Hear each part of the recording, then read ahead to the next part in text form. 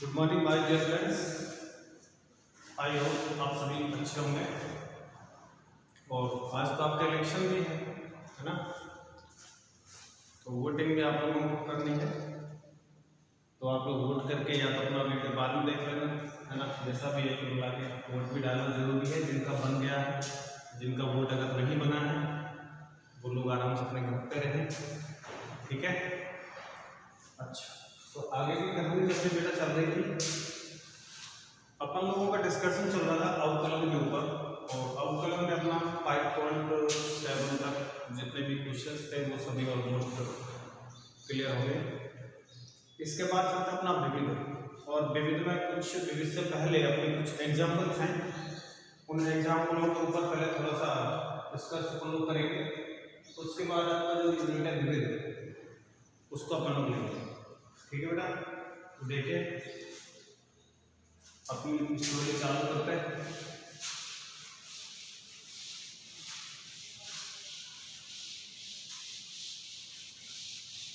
तो जिनका भी वोट बन गया है वो लोग वोटिंग जरूर करना, और नहीं बना है तो आराम से अपने घर पे रहें। तो बेटा अपने जो विविध के एग्जाम्पल्स हैं, विविध के क्या बेटा एग्जाम्पल्स, इनकी डिस्कशन अपन लोग एग्जाम्पल्स पे आज लोग बात करेंगे इस लेक्चर में। तो सबसे पहले एग्जाम्पल नंबर 44 की बात करते हैं। एग्जाम्पल नंबर 44 में बेटा दो एग्जाम्पल है, तीन एग्जाम्पल है। पहला जो एग्जाम्पल है वो क्या है भाई, वो लिखा हुआ है y बराबर अंडर रूट में 3x + 2 plus 1 upon under root 2x² + 4। ये अपने पास एक एग्जाम्पल है 44 का, फर्स्ट नंबर का जो एग्जाम्पल है। उसमें तीन एग्जाम्पल है, तो पहले तो फर्स्ट को करेंगे, उसके बाद सेकंड, उसके बाद थर्ड, है ना। तो बेटा 3x + 2 और अंडर 1 अपॉन रूट 2x² + 4। देखो बेटा हमने आपको जो बात बताई थी, ये बताया था कि अगर किसी फंक्शन की पावर फंक्शन होती है, यानी कोई चर पॉइंट अगर घात में हो तो आप लोग लॉग लेते हैं। लेकिन यहाँ पे आपको कोई लॉग लेने की कोई रिक्वायरमेंट नहीं है, क्योंकि यहाँ जो पावर है वो सभी कांस्टेंट नंबर के रूप में है। तो आप लोग क्या करने वाले हैं, देखिए मैं इसको इस तरीके से लिख सकता हूँ कि 3x + 2 की पावर 1/2 प्लस 2x² + 4 की पावर। अच्छा ये 1/2 ये जो अंडर रूट है, यानी पावर जो 1/2 है, अगर मैं इसको ऊपर की तरफ रिप्लेस करता हूँ तो ये चेंज, इसका परिवर्तन हो जाएगा -1/2। नीचे तो 1/2 था, लेकिन जब नीचे से मैं इसको ऊपर लेके गया तो ये प्लस में 1/2 आपका हो जाएगा। इसके बाद अब इसका अपन लोगों को x के सापेक्ष अवकलन करना है। x के सापेक्ष अवकलन, जब मैं इसका x के सापेक्ष अवकलन करता हूँ तो बेटा y का जो होगा वो जाएगा dy/dx। सबसे पहले घात आगे हो जाएगी, फिर घात में से 1 का 1/2 - 1। उसके बाद d/dx अपने को 3x + 2 का हल करना है, ठीक है बेटा। पहले घात का, घात के बाद फंक्शन का। सेम उसी तरीके से इसका भी करना है। सबसे पहले घात आगे हो जाएगी, ये -1/2 ये आगे आ जाएगा, फिर 3x² + 4 की पावर -1/2 में से 1 कम हो जाएगा, और फिर आपको जो d/dx करना है वो करना है 3x² + 4 का। इसका करना बाकी, ठीक है। तो देखिए बेटा किस तरीके से हम लोग इसको करने वाले हैं। 1/2 3x + 4 की पावर -1/2, है ना, क्योंकि 1/2 प्लस में है, माइनस में 1 है, तो -1/2 आपका बच जाएगा। और 3x + 2 का अगर अपन लोग अवकलन करते हैं, 3 तो कांस्टेंट है, x का करोगे तो 1 हो जाएगा, प्लस 2 का करेंगे तो 0। ये आपके पास आ जाएगा 3 × 1 + 0। उस तरीके से -1/2, इसको थोड़ा सा समझदारी से किया तो 3x² + 4 की पावर -3/2। और ये अपना करेंगे बेटा, 3 का अपना क्या है, कांस्टेंट है, x² का करेंगे तो 2x + 4 तो कांस्टेंट है, उसका करेंगे तो 0। इसके बाद ये आ जाता है आपका 3, ये बटे में 2 है तो मैं इसको लिख देता हूँ 3/2 और ये 3x + 2 की पावर -1/2 और ये अपना देखिए बेटा ये कितना आता है 6 आ गया है ना। 3 × 2 6, लेकिन अपन लोग क्या करेंगे 2 से 2 को काट देंगे है ना। तो आपके पास आ जाएगा -1/3 और इधर आपके पास रह जाता है और 3 के ऊपर 2 से 2 कट में 3 ऊपर रहेगा, 3 आपको ऊपर रहेगा, ये आपको जाएगा बेटा 3x² + 4 पावर -3/2। ये आपके पास आपका आंसर आ गया। आप लोग चाहे तो इसको अपन लोग नीचे करके प्लस में भी बोल सकते हैं, इसको भी नीचे करके अपॉन में करके प्लस पावर के रूप में बोल सकते हैं है ना, लेकिन कोई रिक्वायरमेंट नहीं सफिशिएंट है, ये अपना काफी है। तो सबसे पहले तो क्या करना होगा, सबसे पहले अच्छा कुछ बच्चे तो क्या करेंगे है ना, वो लोग रूट का डायरेक्ट कर देंगे 1/2 रूट है ना, रूट का 1/2 रूट फिर इसका करेंगे, हाँ कोई दिक्कत नहीं हो जाएगा है ना, नो प्रॉब्लम, टेंशन नहीं लेने का, ऐसे भी रहेगा। और लेकिन मैंने क्या किया घात को दिखाया है, इस वाले में मैंने आपको सबसे पहले घात √1 जो ये वाला दिया हुआ है रूट में, ये नीचे लिखा हुआ है तो इस नीचे कितनी पावर है 1/2, लेकिन मैंने क्या किया 1/2 को ऊपर ले गया तो -1/2 है ना। उसके बाद मैंने इसको डिफरेंशिएट किया है, इसके बाद इसको डिफरेंशिएट किया है। आप लोग चाहे कि सर मेरे को 1/2 नहीं लिखना है, मुझे तो आप रूट से करके बताइए, हाँ तो रूट से भी हो जाएगा नॉर्मली, कोई दिक्कत नहीं, सेम आंसर आपका मिल जाएगा आपको, ठीक है। अच्छा दूसरी बात बच्चे को याद है कि सर क्या मैं यहीं पे छोड़ूँ या आगे बढ़ाऊँ, यहीं छोड़ दो तो भी ठीक है, यहाँ से आगे बढ़ाओ तो ये वाली जो पावर है इसको 1/2 में करके प्लस में बोल देंगे, इसको भी 1/2 में करके प्लस में बोल देंगे, तो अपना ये भी फिजिबल एक आंसर होगा, ठीक है। तो ये बेटा अपना क्वेश्चन नंबर फर्स्ट कंप्लीट हो चुका है। इसके बाद एग्जाम्पल नंबर 44 का जो सेकंड नंबर का सवाल है उसको देख लेते हैं। सेकंड क्वेश्चन क्या है, y = e⁻⁴ और प्लस में भी कुछ लिखा हुआ है e⁻⁴x plus 3 cos inverse x, plus में है 3 cos इनवर्स x है ना भाई, ये एक क्वेश्चन है। अब बच्चे की बात समझ में आती है कि सर मैं क्या यहाँ पे पावर है जो वो एक वेरिएबल है और चर है, तो क्या है लॉग ले लूँ, यहाँ बिल्कुल ले सकते हो, यू भी मान के कर सकते हो नो प्रॉब्लम, लेकिन मैं आपको इतनी बात बता दूँ कि जो e की पावर वाला होता है ना, तो e⁻x का जो अवकलन होता है वो e⁻x होता है नो डाउट है ना। अगर वो e⁻x का अवकलन e⁻x होता है तो इसका मतलब यहाँ पे लॉग लेने की कोई रिक्वायरमेंट नहीं है, क्योंकि दूसरी वाली जो कंडीशन है उसमें कोई भी अपने पास पावर का झगड़ा नहीं है, कोई वेरिएबल पावर नहीं है, तो इसका तो सिंपल रूप में भी हो सकता है, सिंपल हो गया इसका। तो बात रहती है इसकी, अगर आप 1 की पावर के रूप में कर सकते हैं तो बहुत ही अच्छी बात है, अगर एक के साथ मेरे को तो नहीं होगा, मुझे तो लॉग लेके ही करना है, तो बेटा इसका u मान लेना, इसको v मान लेना, इसका तो डायरेक्ट हो जाएगा, इसका लॉग लेके कर लेना, सिंपल हो जाएगा। अगर ये के साथ नहीं, मैं तो e की पावर का जानता हूँ तो हम लोग यहाँ पे डायरेक्ट खेल सकते हैं, ठीक है। कैसे देखिए, अगर मैं इसका x के सापेक्ष अवकलन करता हूँ तो y का जो होगा dy/dx, e⁻x का e⁻x, फिर अपने को जो d/dx करना है वो sec² का करना है प्लस, अब देखो बेटा 3 तो कांस्टेंट है तो 3 को बाहर कर दो और जो आपको d/dx करना है वो करना है cos इनवर्स x का, ठीक है। तो देखिए भाई dy/dx बराबर e⁻x को एज इट इज लिखा हुआ है, sec² का करना है, तो इसमें क्या घात का जमेला है, सबसे पहले घात का करना पड़ेगा, तो घात का आगे ले आता हूँ 2 sec, उसके बाद अपन देखो घात का आपने कर लिया, अब करना है sec का, तो sec का हम लोग करते हैं तो होता है sec x tan x है ना। उसके बाद cos, ये 3 है तो 3 को लिख लो, और cos इनवर्स x का जो होता है -1/√1 - x², समझ आई बात। cos इनवर्स x का -1/√1 - x², तो मैं माइनस तो यहाँ पे लगा दिया, बाकी यहाँ पे लिख दिया, ये 3 जो कांस्टेंट है वो यहाँ पे लिखा हुआ है ना। अच्छा इसमें क्या था e⁻x का e⁻x हो गया, फिर सेक स्क्वायर का करना है, तो इसमें पावर है, सबसे पहले पावर का होगा 2 sec x, उसके बाद सेक का होगा sec x tan x। ठीक है, इसके बाद d1 by dx बराबर में ये 2 और ये अपने पास है e की पावर sec स्क्वायर x। अब एक बात पे थोड़ा सा ध्यान दें तो sec into sec ये अपने पास हो चुका है sec स्क्वायर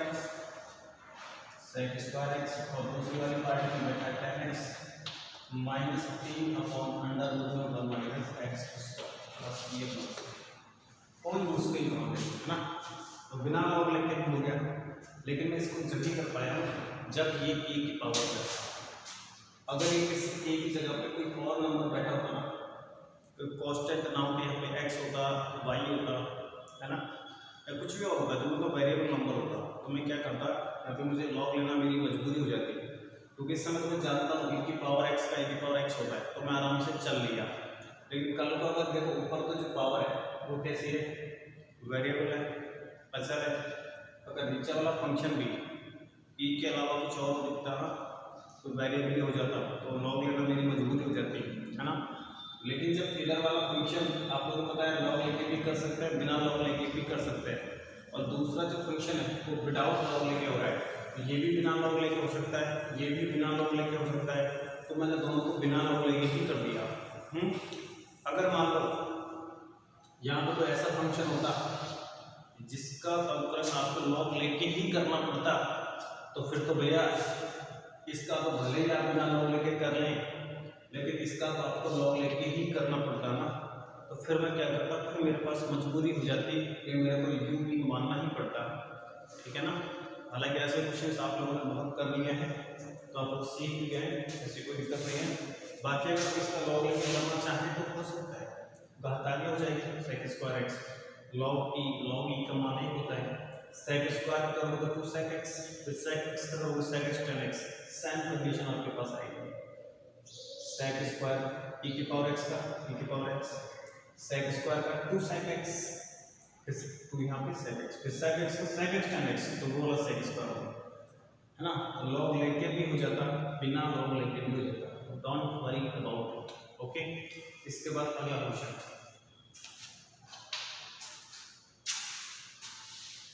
एग्जाम्पल नंबर 44 का थर्ड क्वेश्चन।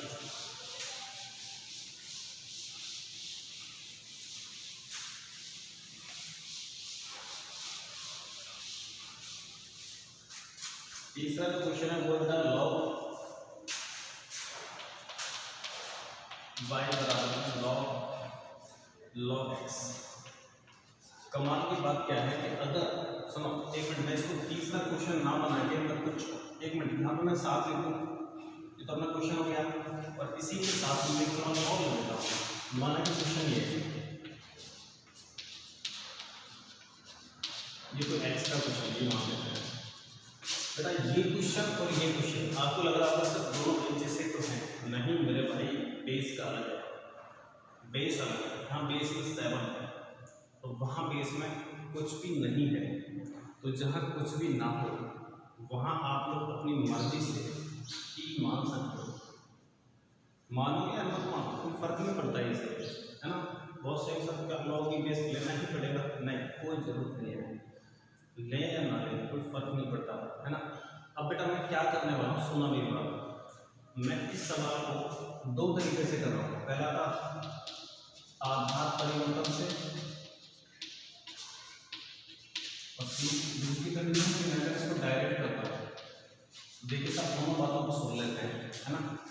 क्या होगा बेटा, y बराबर जो बेस तो हमेशा नीचे ही होता ना, ये तो बेस है, ऊपर वाली कंडीशन log x है ना। एक काम करते हैं, log x इसको लिख लेते हैं ऊपर, तो जो बेस में नीचे e है ना, इसको लिख लेते हैं नीचे log e।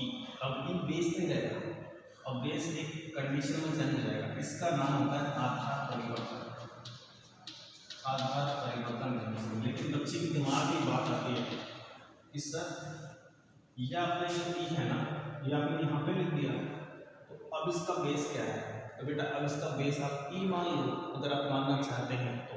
लेकिन कुछ समझदार विद्यार्थी ऐसा होता है उनको पता है कि अगर बेस में कुछ भी ना हो तो बेस में ई होता है और इस वैल्यू का मान 1 हो जाता है। तो 1 होते ही बच्चे के दिमाग में आ गया कि लॉग इनटू लॉग एक्स, है ना। तो अवकलन करने को तैयार है कि dy by dx log x का 1/x, है ना, sorry 1/log x, log x का क्या है 1/x। तो ये अपने पास समझ आ गया। ये कब आया जब मैंने बेस चेंज फार्मूला लगाया। अगर एक नई सब अब तो डायरेक्ट करो, हाँ तो मैं डायरेक्ट कर लेता हूँ। देखिए y बराबर log x और बेस में ई तो dy by dx log x, ये वाला log x है ना, log x के लिए पूरा log x काम कर रहा है तो 1/log x, फिर log x का 1/x। तो सर इन दोनों में फर्क क्या है? इन दोनों में सिर्फ एक ही फर्क है बेटा, असलियत में तो ना सही मायने में तो अपन लोग इस ऐसी कंडीशनों को जो अवकलन करते हैं ना वो आधार परिवर्तन से ही करते हैं। लेकिन होता क्या है कि जो ये ई है ना, ये जिस दिन नीचे बैठता है ना उस दिन इसका मान 1 हो जाता है। तो अपन यही समझते हैं कि इसका तो डायरेक्ट कर लो है ना।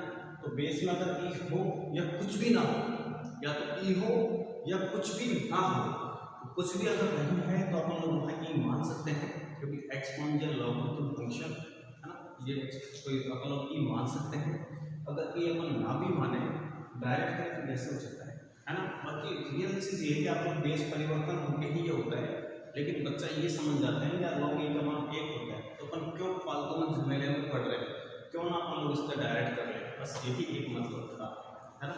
अच्छा, बेस चेंज होते समय होता क्या है कि जो ऊपर वाली चीज़ है ना ये लॉग के साथ ऊपर रहती है और जो बेस में है ये लॉग के साथ प्रॉपर नंबर में आ जाता है, इसी को बोलते हैं बेस चेंज।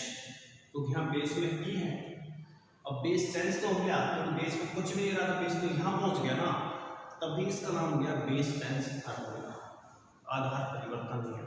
ठीक है, बस उसी तरीके से मैं आपको इस बात को कहने को समर्थ हो जाऊंगा कि आधार परिवर्तन से अगर मैं इसका डायरेक्ट करना चाहूँ कि log x का 1/x गलत हो जाएगा, 100% गलत हो जाएगा, क्योंकि हम बेस में ई नहीं है। अगर बेस में ई होता है तो ही log x का 1/x होता है। कभी आपने अगर ये सुना हो कि d/dx log x तो ये 1/x होता है। कभी आपने सुना हो d/dx log x का अगर बेस में ई हो तो ये 1/x होता है। लेकिन कभी अगर आपने सुना हो d/dx log x का अगर बेस में कुछ और हो अलग ये है तो इसका 1/x नहीं होगा, ठीक है ना। या तो बेस में ई हो या तो कुछ भी ना हो तो ही 1/x होता है। अदरवाइज बेस में अगर कुछ और है तो वहां पे बेस चेंज फार्मूला आपको लगाना है। ठीक है, देखिए यहाँ पर बेस में क्या स्टेप है तो मैं बेस चेंज फार्मूला लगाऊंगा तो y बराबर लॉग ऊपर वाला ऊपर ही रहने वाला ये बेस है तो आज मैं बेस को बेस से हटा के प्रॉपर नंबर में चेंज कर देगा। अब ये जो पूरा का पूरा नंबर हो गया, ये पूरा का पूरा जो भी नंबर है ये कांस्टेंट नंबर है ना। तो मैं इसको आपको ऐसे दिखाऊंगा कि 1/log7 it is constant number और इनटू में कौन है log x। अब मैं इसका जो अवकलन करूंगा तो dy बाई dx जो कांस्टेंट है उसको तो कहते भाई तो बैठा है log x का, ये x का काम कर रहा है पूरा तो log x का हो गया 1/log x। ठीक है, उसके बाद अभी तो log x x के बाद में पूरा log x है तब 1/log x हुआ है, इसके बाद इस log x का करना बाकी है तो इसका हो जाएगा 1/x। तो फाइनली तो कुल मिलाकर मेरा कहने का मतलब क्या है वो आप सुनो कि अगर बेस में ई है, अगर बेस में ई है तो ही 1/x होता है, या फिर बेस में कुछ भी नहीं है तो 1/x होता है। कुछ भी नहीं है तो सर ये कैसे हो गया, जहां बेस में कुछ भी नहीं होता ना वहां अपन लोग ई मानते हैं एक्सपोनेंशियल लॉगरिथम फंक्शन प्राकृतिक लघुगणकीय फलन, है ना। तो वहां पे अपन लोग ई मान लेते हैं तो ई हो या ना हो, या तो ई हो या ना हो तो 1/x होता है। लेकिन अगर ई के अलावा कुछ और नंबर अगर आ गया तो 1/x नहीं होता है। तो फिर क्या होता है सर, आधार परिवर्तन नियम से सॉल्व करते हैं। तो क्या सर अगर बेस में ई है तो क्या इसको आधार परिवर्तन से नहीं कर सकते? क्या कर सकते हैं, कर सकते हैं, लेकिन अपन लोग करते क्यों नहीं? अगर मैं इसका आधार परिवर्तन यहाँ पे लगाने का प्रयास भी करूँ तो आपके पास नजर आएगा log x बटा log e। तो समझदार विद्यार्थी को कह देगा सर इसका मान तो 1 होता है, बिल्कुल 1 होता है। तो सब 1 होता है तो आपके पास क्या है, log x है, log x का अवकलन जो होगा 1/x होगा, है ना। तो इसलिए यहाँ पे अगर बेस में ई है तो वहां पे हम लोग बेस चेंज करना थोड़ा सा ठीक नहीं समझते, क्योंकि है ना log e का मान 1 होता है, तो इसमें तो ना समझ अपन लोग नहीं है, है ना। तो उम्मीद है ये क्वेश्चन आपका बहुत ही प्रॉपरली क्लियर अच्छे तरीके से हो गया होगा। तो मैं अपना एग्जाम्पल नंबर 45 की बात कर लेता हूँ, ठीक है। अगला क्वेश्चन निकालिए 45।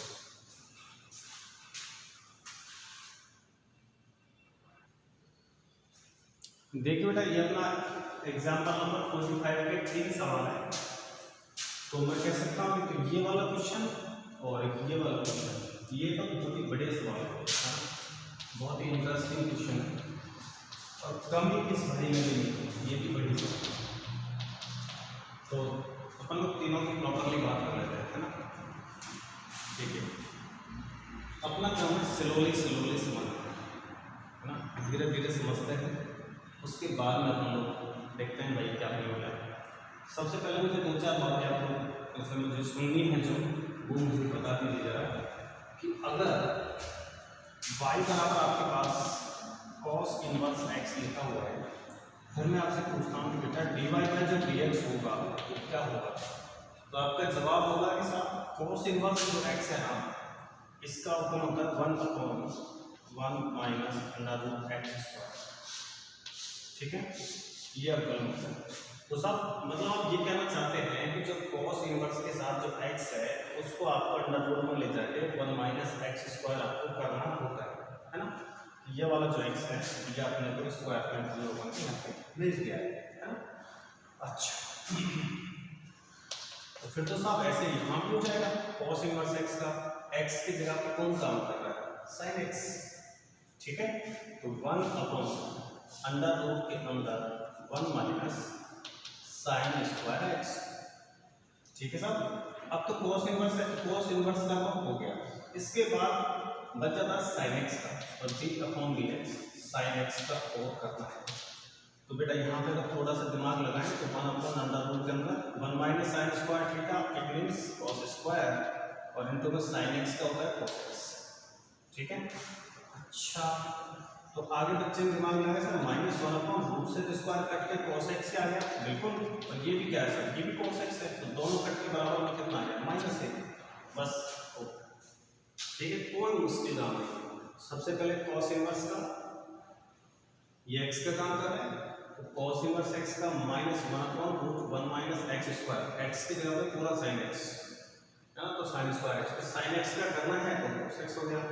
अब रूट में देखो 1 माइनस sin² थीटा, अगर आपको याद हो तो ये वाली बात तो शायद आपको पता ही होगी यार, इस sin² x plus cos² x बराबर ही होते हैं, है ना। दुनिया वाले कह देंगे यार cos² x जो होगा वो 1 माइनस sin² x होगा, है ना। तो अपन लोग इसका अंडर रूट खींचते हैं तो इसका अंडर रूट हो जाएगा, इससे करके तो cos x बराबर निकल के आ जाएगा cos x बराबर 1 माइनस sin² x, है ना।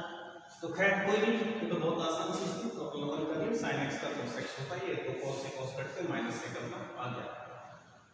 ये जो मुद्दा है tan इनवर्स का, अगर आपको मैं 2-3 बातें याद दिला दूं तो tan इनवर्स का जो अवकलन होता है, ध्यान से सुनिए कि अगर d/dx आपको tan इनवर्स x का करना है 1/1 प्लस x², फिर अपन को d/dx इस x का भी करना होता है, ठीक है। अब आप देखिए यहाँ tan इनवर्स तो है लेकिन x की जगह पे कितनी बड़ी वैल्यू आपके पास है, यानी कि ये वैल्यू आपको यहाँ ले जाना है, इसका स्क्वायर करना है, फिर इसका अवकलन करना है। तो सब इतना बड़ा झमेला तो हम लोग झेल नहीं पाएंगे, है ना। ये तो झेलेबल नहीं है साहब, अनझेलेबल है खैर कोई नहीं, ये अनझेलेबल बात है साहब। तो फिर क्या करें साहब, कुछ ऐसा करो तुम्हारा, है ना, क्या कुछ ऐसा करो कमाल या ये tan बन जाएगा, तो ये कैसे tan बनेगा, ये तो साइन कोस है, साइन बन जाए। थोड़ा दिमाग सब लोगों के पास दुनिया में होता है ना, तो अपने पास भी थोड़ा बहुत है, तो जरा आप थोड़ा यूज कर लें दिमाग का। अगर आपको याद हो तो मैं आपको बता दूंगा cos 2 थीटा के दो फार्मूले होते हैं, ठीक है। पहला फार्मूला होता है 2 cos स्क्वायर थीटा माइनस 1, दूसरा होता है 1 माइनस 2 साइन स्क्वायर। अगर आपको ये बात याद आती है तो फिर मैं आपको ये कहने वाला हूँ, तो बेटा ये क्या है 1 प्लस cos x, तो बेटा प्लस तो आपको 1 प्लस तो यही दे सकता है, क्योंकि ये अगर इधर आएगा तो एक आना चाहिए, ये वाला एक माइनस हो जाएगा इधर आने के बाद, है ना। लेकिन आपको तो 1 प्लस cos, 1 भी प्लस का cos भी प्लस का, है ना, तो वो आपकी ये वाली बात एक्सेप्ट कर सकती है। तो अगर आपने ये बात सहमति दे दी तो सुनिए, cos 2x बराबर अगर तो cos स्क्वायर x माइनस 1 है तो ये उधर ले गया मैं, तो 1 प्लस cos 2x बराबर में 2 cos स्क्वायर x। लेकिन यहाँ क्या प्रॉब्लम है, यहाँ प्रॉब्लम ये था, ये तो x है, ये तो x है, ये तो 2x नहीं है, तो फिर क्या करेगा, तो अपन लोग काम करते हैं ना, अपन भी x में खेल लेते हैं। कैसे कि अगर मैं इसका भी बाई 2 करूँ तो एंगल बाई 2 वाला ये पता है ना, कि अगर ये 2 से 2 उड़ गए तो आपके पास बचेगा 1 प्लस cos x बराबर में 2 cos स्क्वायर x बाई, ये आपके पास 2 cos स्क्वायर x बाई।